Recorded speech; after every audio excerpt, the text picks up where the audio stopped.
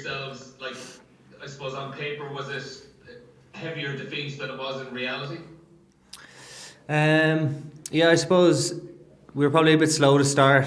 I thought we were kind of getting very narrow in defence, and that probably stemmed from dipping heads into the breakdown, which we didn't need to. And then probably just a bit slow to get our fold around the corner and get off the line. So they had a good bit of space to play with, and they took their chances as well. We gifted them a few, I thought. That one off the kick where the guy just jumps right through the ball in the second half, and just little things like that. So we had a good day today, just reviewing it, and there was lots to learn. And then we went out there and just trained. So we're going to take the learnings and then move on for this week. Another big challenge. Pretty serious burn there on the arm. Was that from the artificial pitch? Yeah, a few burns on the old legs and the arms. A few of the lads have them, but it's all good. For Sharks this weekend, how much have you watched them back properly from their opening game against Munster at the weekend? It was they were heavily beat but scored a few nice tries, and you know from last year just how dangerous they can be in wide situations. Yeah, definitely. Across our team, they've got really good players. We saw a few clips this morning. We did mainly just review the Glasgow game, but we saw a few clips of where they like to attack and the threats they have out wide, especially with the speed they have. So it's going to definitely be a tough match this weekend, but it's one we're looking forward to. For yourself this season, have you laid out specific goals for numbers you want to hit, or any specific targets you have?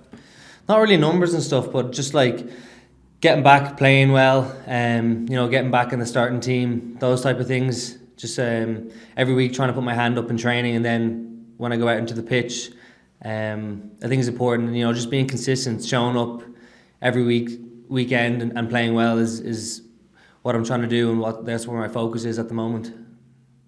And just being able to take advantage of getting the opportunities in the team, like when you have a lot of Irish internationals away, is it always a case of trying to strike while the iron's hot, and when you're in there, put a mark down? Yeah, I think anytime you get to put on a Leinster jersey, you're trying to put your best foot forward and show what you can do. So obviously all the lads will be coming back in a few weeks, and the standards will go up. They'll push us even more. But I think while they're away, you definitely want to be showcasing what you can do. But yeah, obviously when they come back in, they'll be pushing you as well. So I think it's probably just about playing well the whole year. Thanks, Jordan. Best luck this week. Cheers. Thank you. Hi Jordan, Ashton here from Off the Ball. How's things? All good. How are you? Good now. Just when you're speaking about the Irish internationals and they'll be coming back in, and I'm sure they'll be all pushing all of you on for places. What was it like for you to watch on at the World Cup? Obviously I would have liked to be there. But what the lads were doing was really good, really impressive.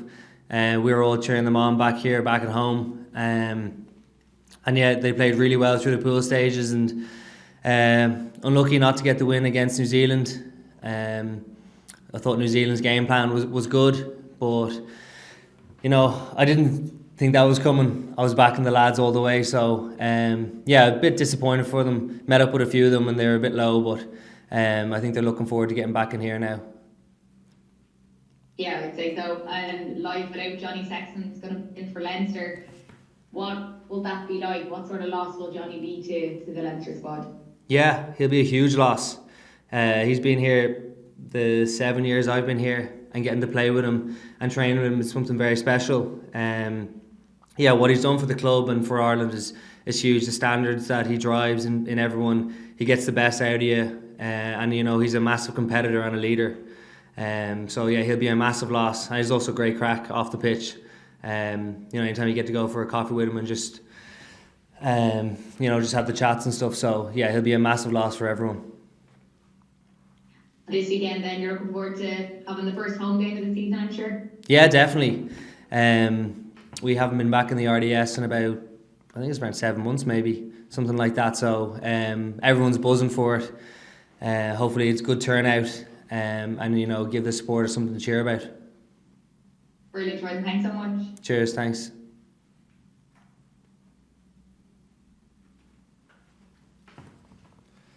Me? Hey Jordan, Dave Kelly from the Indo here. How's it going? Just on that World Cup experience, I mean, how close did you feel you might have got to being part of it, or did it pretty much sink in pre-warm-up games? What were your feelings around that?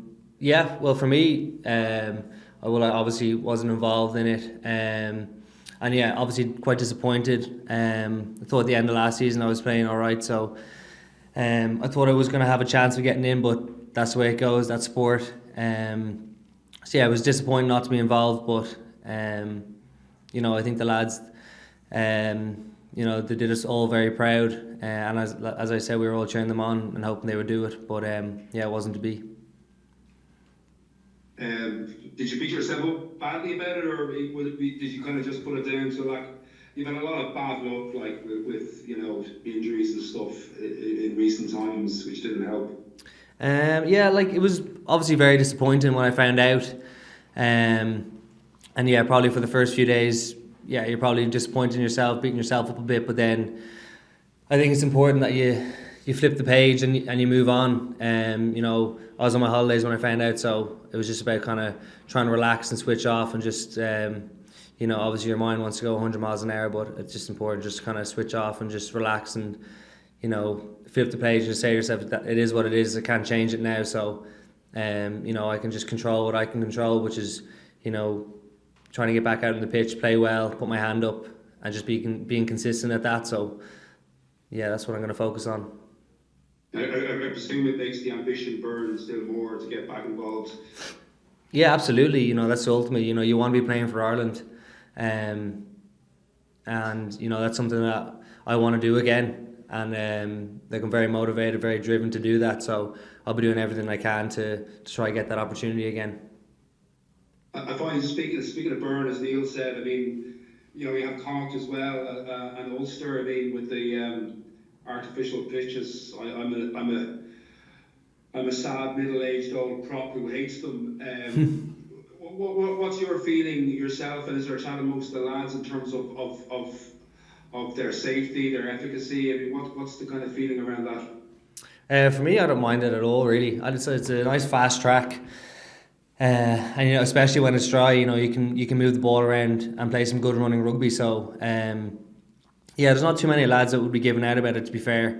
And apart from a few burns, it's not too bad. So I wouldn't have much against them, to be fair. Okay, cheers. Go well, lad. Cheers. Thank you.